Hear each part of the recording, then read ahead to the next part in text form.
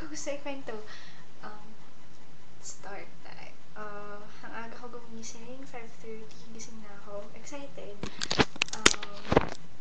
Tapos, yung classes ko, hindi siya yung tinuturoan ng teacher.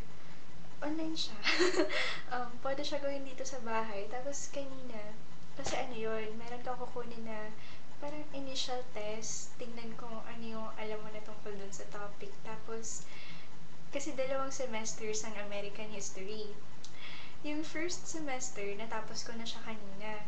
Kasi, nung tinake ko yung initial test, isang lesson lang yung mali ko. Yung parang dun lang ako bumagsak. Tapos, tinake ko kanina. Tapos, pumasa na ako. Tapos, alam mo kung ano lesson yun? Lesson 15. Tapos, tawag dito.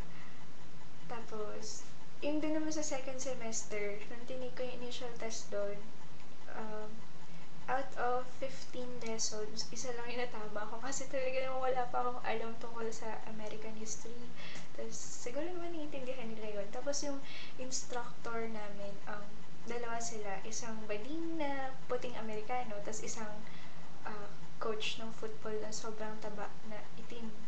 Tapos, mabait naman sila sa akin. Tapos, grabe. um, Masaya ako. Tapos, dun sa, syempre may lunch break kami. Alam mo, libre yung pagkain nila doon. Tapos, burger yung kinain ko. Tapos, ayun. Wala pa naman akong matuturing na friend. Pero, nakikipag-usap naman ako sa tao. Ayun, naiintindihan naman nila ako. Tapos, alam mo yung instructor ko, yung negro, kasi sabi niya, saan ka galing? Tapos sabi ko, sa Philippines po. Tapos, pero syempre in English yun.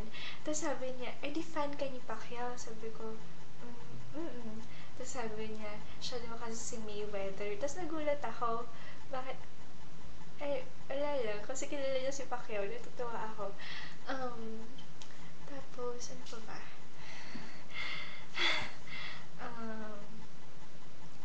Ano pa bang pinagagawa ko? Ayun, kanina. Kasi sa computer yun, parang may kailangan kang account para makapag-start ka ng exam mo. Ang tagal lumabas nung sa akin kasi nga di ba bago ako. Tapos habang naghihintay ako, may nakatabi akong bata. Yung bata, anak yun nung instructor namin na bading. Tapos lalaki yung bata. Tapos siguro mga 8 years old siya. Tapos nagpaturo siya sa akin sa workbook niya. Wala lang. Tapos natutuwa ako kasi, tiga sa buko. Kasi parang sarap magturo ng bata. Yung, alam mo yun, kunyari, may picture ng truck. Tapos, huhulaan mo kung ano yun. Or, kunyari, may picture ng truck. Tapos, ang nakalagay blank, UCK. Tapos, ilalagay mo kung ano yung missing na consonants. Wala lang, natutuwa ako. Tapos, ano pa bang kwento ko? Ayun, maayos naman yung araw ko. Hindi naman ako malungkot. Dun sa nung lunch, may makasama naman ako kumain. Hindi naman ako mag-isa. Tapos, pero wag ka mag-alala, wala akong crush. Tapos, sagutin ko ang iyong mga mensahe. Teka lang ha. Mali ka. Kasi, hindi ako nakangiti dun sa teacher. Kasi wala nga teacher.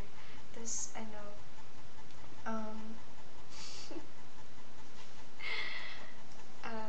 wala, lang yun, parang sa room, puro computer, tapos, bahala ka, ikaw kailangan magbasa ng lesson, ikaw sasagot ng exam, wala silang tinuturo, parang nagbabantay lang sila doon. Ayun, mali ka. Tapos, I miss you too, I love you. Ano pa ba isa mong message? Sorry hindi ko talaga maintindihan Kasi kanina galing ako sa school nila tita. Ayun, nawiwindang pa rin ako. Ayun, tapos, matagal ng balita yun, yung mga pawikan. Kawawa nga sila. Buti naman, ngayon may naaresto na kasi dati, laging nakikita lang yung bangkay ng pawikan. Ayun. Tapos, kahit naman nagbago ng oras yung matang lawin, hindi ko na siya mapapanood. Ah. Ayun. Inood mo na lang ako.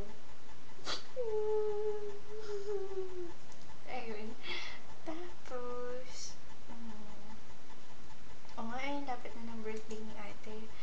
Ano ba pwedeng maigay sa kanya? Pag-drawing mo din siya ng Superman. Kaya lang baka magalit yun kasi ang Superman niya yung ex niya. Pag-drawing mo siya, ayun, may sabihin pa ba ako? Ayun,